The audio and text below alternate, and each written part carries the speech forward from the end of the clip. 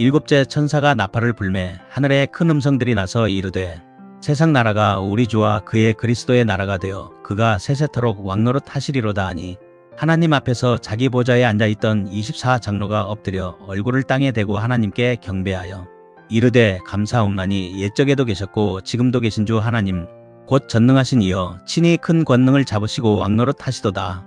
이방들이 분노하며 주의 진노가 내려 죽은 자를 심판하시며 종 선지자들과 성도들과 또 작은 자든지 큰 자든지 주의 이름을 경외하는 자들에게 상 주시며 또 땅을 망하게 하는 자들을 멸망시키실 때로소이다 하더라. 이에 하늘에 있는 하나님의 성전이 열리니 성전 안에 하나님의 언약궤가 보이며 또 번개와 음성들과 우레와 지진과 큰 우박이 있더라. 요한계시록 11장 15절로 19절 말씀. 요한계시록 11장 15절에서 19절은 인류 역사의 거대한 종지부를 찍는 일곱째 나팔의 울림과 그에 따른 천상의 반응을 다루고 있습니다. 이 본문은 단순히 재앙의 끝을 알리는 것을 넘어 창세 이후 지속되어 온 하나님과 사탄의 영적 전쟁이 종결되고 하나님의 완전한 통치가 실현되는 종말론적 승리를 선포합니다. 이 말씀을 중심으로 성경적이고 복음적인 시각에서 깊이 있게 말씀을 묵상할 때 은혜 받는 복된 시간 되시기를 주님의 이름으로 축원합니다. 요한계시록의 일곱 나팔 재앙 중 마지막인 일곱째 나팔은 앞선 여섯 나팔과는 성격이 판이하게 다릅니다. 앞선 나팔들이 부분적인 심판과 경고의 메시지를 담고 있었다면 일곱째 나팔은 계시록 10장 7절에서 하나님의 비밀이 그종 선지자들에게 전하신 복음과 같이 이루어지는 결정적 순간을 가리킵니다. 이 나팔 소리와 함께 하늘에서는 거대한 찬양의 함성이 터져나옵니다. 이는 세상의 끝이 멸망으로 끝나는 것이 아니라 하나님의 통치가 완성되는 새로운 시작이라는 사실을 선포하는 것입니다. 이 시간 우리는 이 본문을 통해서 종말을 살아가는 성도가 붙들어야 할 복음적 소망이 무엇인지 깊이 살펴보고자 합니다. 첫 번째로 본문 15절은 세상 나라가 그리스도의 나라로 됨을 말씀하고 있습니다. 일곱째 천사가 나팔을 불매 하늘에 큰 음성들이 나서 이르되 세상 나라가 우리 주와 그의 그리스도의 나라가 되어 그가 세세토록 왕노릇 하시리로다 하니 첫째, 주권의 전이 트랜스퍼 오브 서버런티입니다. 본문에서 가장 핵심적인 선언은 세상 나라가 우리 주와 그의 그리스도의 나라가 되었다는 것입니다. 여기서 세상 나라는 단수 킹덤으로 표현되어 있는데 이는 이 세상의 모든 정치, 경제, 문화적 체제 뒤에 숨은 사탄의 지배력을 총칭합니다. 지금까지의 공중 권세 잡은 자가 지배하는 듯 보였던 이 세상이 이제는 명실상부하게 하나님의 직접적인 통치권 아래로 들어왔음을 의미합니다. 둘째, 그리스도의 대리 통치와 영원성을 말씀합니다. 하나님께서는 이 나라를 그의 그리스도에게 맡기셨습니다. 이는 시편 2편의 메시아 예언이 성취된 것입니다. 세세토록 왕노릇하시리로다라는 선언은 세상 권력의 유한함과 대조를 이룹니다. 종말론적 시각에서 볼 때 성도는 현재 우리가 발붙이고 사는 이 땅의 나라가 영원하지 않음을 깨달아야 합니다. 복음은 우리에게 이 썩어질 세상 나라가 아닌 쇠하지 않는 그리스도의 나라를 바라보게 합니다. 두 번째로 본문 16절과 17절은 24장로의 경배와 하나님의 현존을 말씀하고 있습니다. 하나님 앞에서 자기 보좌에 앉아있던 24장로가 엎드려 얼굴을 땅에 대고 하나님께 경배하여 이르되 감사옵나니 옛적에도 계셨고 지금도 계신 주 하나님 곧 전능하신 이여 친히 큰 권능을 잡으시고 왕노릇 하시도다. 첫째, 구속받은 백성의 대표적 응답입니다. 24장로는 구약의 12지파와 신약의 12사도를 상징하는 즉 모든 시대에 구원받은 성도들을 대표합니다. 그들이 보좌에서 내려와 얼굴을 땅에 대고 경배하는 모습은 하나님의 절대 주권 앞에 피조물이 취해야 할 가장 마땅한 태도를 보여줍니다. 둘째, 오실 이가 생략되어 호칭의 변화가 있습니다. 계시록의 다른 곳에서 하나님께서는 전에도 계셨고 지금도 계시고 장차 오실 이로 묘사됩니다. 그러나 17절에서는 옛적에도 계셨고 지금도 계신 분으로 만칭송합니다. 장차 오실 이가 빠진 이유는 무엇입니까? 그것은 이제 주님께서 실제로 오셨기 때문입니다. 기다림의 시간은 끝났고 하나님께서 친히 그 권능을 잡으시고 왕노릇 하시는 현실이 시작되었습니다. 이는 종말의 완성을 의미하는 결정적인 문법적 증거입니다. 세 번째로 본문 18절은 진노와 심판 그리고 상급의 때를 말씀하고 있습니다. 이방들이 분노함에 주의 진노가 내려 죽은 자를 심판하시며 종 선지자들과 성도들과 또 작은 자든지 큰 자든지 주의 이름을 경외하는 자들에게 상 주시며 또 땅을 망하게 하는 자들을 멸망시키실 때로소이다 하더라. 첫째, 세상의 분노가 하나님의 진노 앞에 무력함을 알 수 있습니다. 세상은 하나님의 통치에 대해 복종하기보다 진노합니다. 이는 시편 2편 1절에 어찌하여 이방 나라들이 분노하며 하는 말씀의 성취입니다. 그러나 피조물의 분노는 창조주의 진노 앞에 아무런 힘을 쓰지 못합니다. 하나님의 진노는 감정적 폭발이 아니라 죄에 대한 공의로운 반응이자 악을 제거하여 세상을 정화하는 과정입니다. 둘째, 공의로운 보응과 보상이 주어집니다. 종말의 심판은 양면성을 가집니다. 심판과 멸망은 땅을 망하게 하는 자들, 즉 죄악으로 세상을 타락시키고 하나님을 대적한 자들에게는 영원한 형벌이 임합니다. 상급과 위로는 즉 선지자, 성도, 작은 자나 큰 자나 주 이름을 경외하는 자들에게는 상급이 주어집니다. 복음적인 관점에서 이 상급은 행위의 공로라기보다는 끝까지 믿음을 지킨 자들에 대한 하나님의 신실하신 인정입니다. 특히 작은 자가 언급된 것은 세상에서 주목받지 못했으나 오직 주님만을 바라본 무명의 성도들을 향한 하나님의 깊은 배려를 보여줍니다. 네 번째로 본문 19절은 열린 성전과 언약궤의 현현을 말씀하고 있습니다.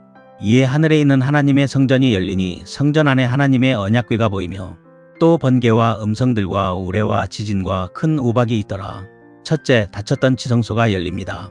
구약시대의 지성소는 철저히 가려진 곳이었으며 대제사장조차 1년에 한 번만 들어갈 수 있었습니다. 그러나 종말의 완성 때에 하늘 성전이 활짝 열립니다. 이는 하나님과 인간 사이의 모든 장벽이 제거되고 성도가 하나님을 대면하게 될 것임을 암시합니다. 둘째, 신실하신 하나님의 보증인 언약궤가 보입니다. 성전 안에 언약궤가 보인다는 사실은 매우 중요합니다. 지상의 언약궤는 바벨론 침공 이후 사라졌으나 그 원형인 하늘의 언약궤가 나타납니다. 언약궤는 하나님께서 자기 백성과 맺은 약속, 즉 커버넌트를 상징합니다. 즉 세상이 요동치고 심판이 임하는 그 순간에도 하나님께서는 하나님의 약속을 잊지 않으셨으며 그 약속에 근거하여 자기 백성을 구원하신다는 사실을 시각적으로 확증해 주시는 것입니다. 셋째, 신의 산을 재현하시고 최종적으로 강림하십니다. 번개, 음성, 우레, 지진, 우박은 구약에서 하나님께서 강림하실 때 나타나는 전형적인 신현 데오파니아의 현상들입니다. 이는 출애굽기 시내산에서 율법을 주실 때의 풍경을 떠올리게 하며 이제 하나님께서 온 우주의 재판관이자 왕으로서 최종적으로 임재하셨음을 선포하는 웅장한 피날레입니다. 그렇다면 우리는 어떻게 살아야 하는가? 첫째, 역사의 주관자를 신뢰하십시오. 세상 뉴스는 전쟁, 기근, 경제 위기로 가득하며 마치 세상이 통제 불능 상태에 빠진 것처럼 보입니다. 그러나 이 시간 본문은 분명히 선포합니다. 주 하나님 곧 전능하신 이여 친히 큰 권능을 잡으시고 왕노릇 하시도다. 역사의 고삐는 여전히 하나님의 손에 있습니다. 성도는 흔들리는 세상 나라가 아닌 흔들리지 않는 하나님의 나라에 시민권을 둔 자들임을 기억해야 합니다. 둘째, 찬양과 예배를 회복하십시오. 24장로들은 하나님의 통치가 시작되자마자 즉시 엎드려 경배했습니다. 종말을 기다리는 성도의 가장 올바른 자세는 예배입니다. 현실의 고난이 우리를 짓누를 때 우리는 하늘 보좌의 영광을 바라보며 미리 승리의 노래를 불러야 합니다. 우리의 예배는 장차 임할 영원한 나라의 예행 연습과도 같습니다. 셋째, 작은 자로서 신실함을 지키십시오. 주님께서는 상 주실 대상을 말씀하실 때 작은 자든지 큰 자든지라고 말씀하셨습니다. 하나님 나라는 세상적인 업적이나 크기로 평가받는 곳이 아닙니다. 골방에서 눈물로 기도하는 성도, 일상의 작은 영역에서 주의 말씀대로 살려고 몸부림치는 작은 자를 주님께서는 결코 잊지 않으십니다.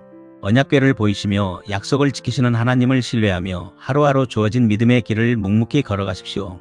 말씀을 정리하겠습니다. 아멘. 주 예수여 오시옵소서. 이 시간 말씀 묵상의 핵심 메시지는 그리스도의 통치, 성도의 찬양, 언약의 신실함입니다. 그리스도의 나라는 단순히 영적인 통치만을 의미하는 것이 아니라 롬 8장 19절에서 21절에 기록된 말씀과 같이 피조 세계 전체가 그리스도의 영광으로 가득 차게 되는 우주적 회복을 포함합니다. 본문 18절에 땅을 망하게 하는 자들은 환경 파괴자들만을 의미하는 것이 아니라 심판의 공의, 즉 하나님의 창조 질서를 거부하고 우상 숭배와 도덕적 타락으로 인간성을 말살시키는 모든 세력을 뜻합니다. 계시록의 결론 부분에 언약궤가 등장하는 것은 성경 전체의 통일성을 보여줍니다. 창세기에서 시작된 하나님의 약속은 계시록의 종말적 성취를 통해 언약의 신실함의 마침표를 찍습니다. 요한계시록 11장 15절로 19절은 우리에게 두려움이 아닌 소망을 줍니다. 세상 나라가 그리스도의 나라가 되는 그날 모든 눈물이 닦이고 진정한 공의가 실현될 것입니다. 하나님의 언약궤는 오늘도 우리를 향해 열려 있습니다. 우리는 일곱째 나팔 소리를 기다리는 사람들입니다. 그 소리는 세상에게는 심판의 경고음이겠지만 어린 양의 피로 씻음 받은 성도들에게는 신랑을 맞이하는 축제의 나팔 소리가 될 것입니다. 이 확실한 소망을 품고 세상의 분노 속에서도 하나님의 평강을 누리며 승리하는 성도 여러분이 되시기를 주님의 이름으로 축원합니다. 기도드리겠습니다. 전능하시고 영원하신 주 하나님, 이 시간 요한계시록의 말씀을 통해 세상 나라가 결국 우리 주와 그리스도의 나라가 될 것임을 확신하게 하시니 감사합니다. 일곱째 나팔 소리와 함께 선포된 영원한 승리의 소식이 고단한 현실을 살아가는 우리에게 말할 수 없는 위로와 소망이 되게 하옵소서. 역사의 주관자이신 주님, 우리가 세상의 분노와 흔들리는 정세 속에서도 두려워하지 않게 하옵소서. 하늘 보좌의 24장로들처럼 우리도 삶의 자리에서 엎드려 오직 주님의 주권만을 찬양하는 참된 예배자가 되길 원합니다. 주님의 이름을 경외하는 자들에게 상 주시마 약속하신 그 신실하심을 끝까지 붙들게 하옵소서. 언약의 하나님, 하늘 성전에 열린 언약궤를 바라보며 우리를 향하신 하나님의 약속은 결코 변치 않음을 신뢰합니다.